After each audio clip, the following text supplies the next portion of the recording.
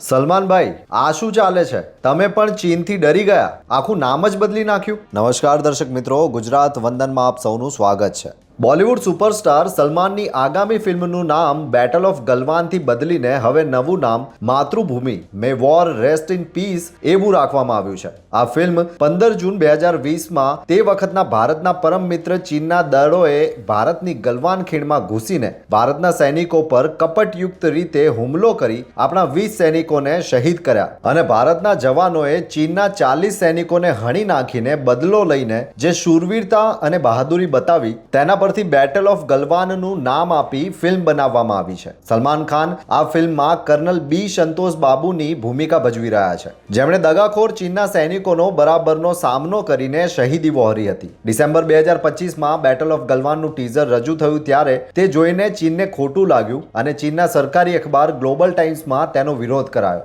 જેમાં એક ચીની અધિકારીએ નારાજગી વ્યક્ત કરતા કહ્યું કે સલમાન ખાનની આ ફિલ્મ તથ્યોને વિકૃત કરે છે. ચીની સરકારના પ્રતિનિધિ મીડિયા ગ્લોબલ ટાઈમ્સે તેને ઓવર ધ ટોપ ડ્રામા ગણાવ્યું. ગ્લોબલ ટાઈમ્સે જણાવ્યું કે આવી ફિલ્મો તેમના દેશની પવિત્ર સરહદોને અસર કરી શકતી નથી. જોકે ભારતીય વિદેશ મંત્રાલયે ફિલ્મના નામના વિવાદથી પોતાને દૂર રાખ્યા છે. પણ તે પછી એવું તે શું થયું કે બેટલ ઓફ ગલવાન નામ બદલીને નવું નામ માતૃભૂમિ રાખવાની ફરજ પડી? નામ બદલવાથી સ્વાભાવિક રીતે જ શંકા ઊભી થાય કે શું આ ચીનના દબાણ હેઠળ કરવામાં આવ્યું છે?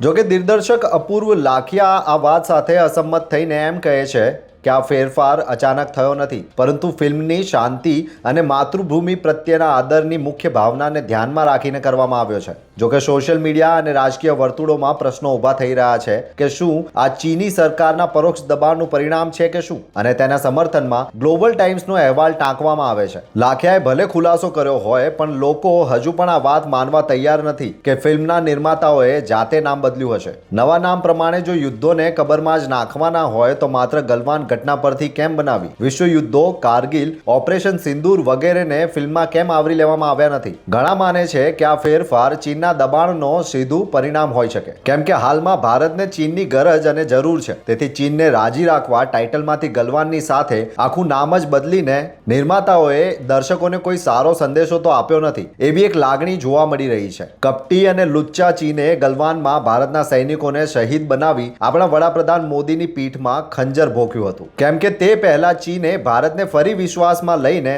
મીઠા મધ જેવા મધુર સંબંધો બનાવ્યા હતા. ભારત 1962ની જેમ ફરી અંધારામાં રહ્યું અને ગલવાન ખીણમાં હુમલો થયો. ચીનના 1962ના હુમલા પરથી બનેલી ફિલ્મ હકીકતના નિર્માતાઓએ ચીનની દગાખોરીને ડર્યા વગર સત્ય હકીકત બતાવી છે. પણ બેટલ ઓફ ગલવાનના નિર્માતાઓને એકાએક માતૃભૂમિ નામ યાદ આવ્યું તે શંકા તો ઉપજાવે જ છે. કહેવાવાળા તો એમ પણ કહે છે કે નિર્માતાઓને અત્યાર સુધી બેટલ ઓફ ગલવાન નામ સારું લાગતું હતું અને ચીને એક અખબારના માધ્યમથી ફિલ્મના નામ સામે વાંધો ઉપાડ્યો ત્યારે ગલવાન ગાયબ અને માતૃભૂમિની એન્ટ્રી થઈ. શું બોલિવૂડમાં ચીનનું ચાલે છે કે ભારતનું? હાલમાં એક ફિલ્મ ઘૂસખોર પંડિતના નામ સાથે બ્રાહ્મણોએ વિરોધ કરતા આખું નામ જ બદલી નાખવામાં આવ્યું તે સમજી શકાય તેમ છે. પણ ભારતની શૂરવીરતાની ગાથા બેટલ ઓફ ગલવાનની સામે ચીને વાંધો ઉઠાવ્યા બાદ તો એ જ નામ રાખીને ખરેખર તો ચીનને તેના કાળા કરતૂતોનો જવાબ આપવો જ જોઈતો હતો. ચીનના કથિત વિરોધથી કોઈ દર્શકો એવી પણ શંકા વ્યક્ત કરે છે અને પૂછે છે